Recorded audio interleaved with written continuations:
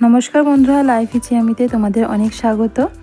আজ আমি তোমাদের সাথে আলুর একটা নতুন ধরনের রেসিপি শেয়ার করব। আমি আজকে আলুর পকোড়া তৈরি করে দেখাবো। এই পকোড়াগুলো চায়ের সাথে খেতে কিন্তু বেশ লাগে, আর শুধু মুখে খেতেও কিন্তু খুব ভালো লাগে। তো চলো বন্ধুরা, আর দেরি না করে আজকের রেসিপি আমি শুরু করব। আলুর পকোড়া তৈরি করার জন্য আমি এখানে 5টা ছোট ছোট আলু নিয়েছি। আলুগুলো খুব ভালো করে জল দিয়ে ধুয়ে নিয়েছি। এবার এইগুলো এরকম একটা গ্রেটারের সাহায্যে আমি গ্রেট করে নিচ্ছি। এখানে দিয়ে আলুর পকোড়া তৈরি করছি। তো এইগুলো গ্রেট করে নেওয়া হয়ে গেছে। এগুলো খুব ভালো করে জল দিয়ে 2-3 বার জল পাল্টে পাল্টে ধুয়ে নেব।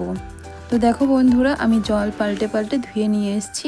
এবার এর মধ্যে আমি 1/2 চামচ বা এর পরিমাণ মতো নুন দিয়ে দিয়েছি। নুনটা খুব ভালো করে আলুতে মাখিয়ে নিয়ে এইটা আমি 10 মিনিটের জন্য রেখে দেব।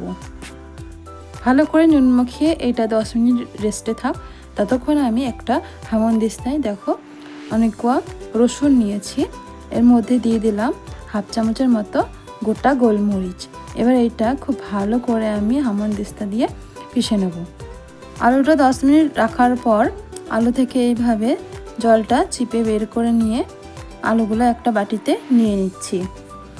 আলুগুলো খুব ভালো করে জল চিপে নেওয়ার পর যে গোলমরিচ আর রসুন থেতো করে রেখেছিলাম সেটা দিয়ে দিলাম লঙ্কা কুচি আর অল্প পরিমাণে কালো জিরে, আর দিয়ে দিলাম 3 চামচ কর্নফ্লাওয়ার।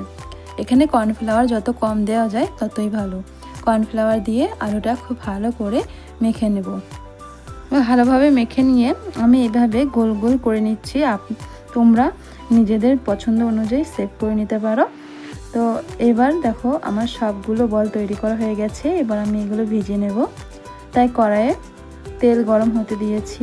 তেলটা গরম হয়ে যাওয়ার পর আমি আলুর বলগুলো তেলের মধ্যে ছেড়ে দিচ্ছি। আলুর বলগুলো সব তেলের মধ্যে দেওয়ার পর গ্যাসের ফ্লেম লো টু মিডিয়ামে রেখে এটা খুব উল্টে পাল্টে ভেজে নিচ্ছি। উল্টে পাল্টে এগুলো কালার যতক্ষণ না লালচে হয়ে আসছে ততক্ষণ ভেজে নেব। তো দেখো বন্ধুরা, এগুলো উল্টে পাল্টে আমি 2 থেকে 3 মিনিট ভেজে নেওয়ার পর এরকম লালচে রং হয়ে গেছে।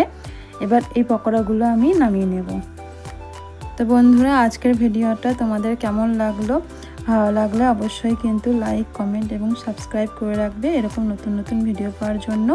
আর এইভাবে আলু দিয়ে আর কর্নফ্লাওয়ার দিয়ে এইভাবে পকোড়া তৈরি করে তোমরা খাবে। আশা করছি তোমাদের অনেক ভালো লাগবে। তো বন্ধুরা, আজকের মতো ভিডিওটা এই অবধি। আবারও হাজির হব অন্য কোনো দিন নতুন কোনো ভিডিও নিয়ে। ভালো থাকবেন, সুস্থ থাকবেন। ধন্যবাদ। টাটা।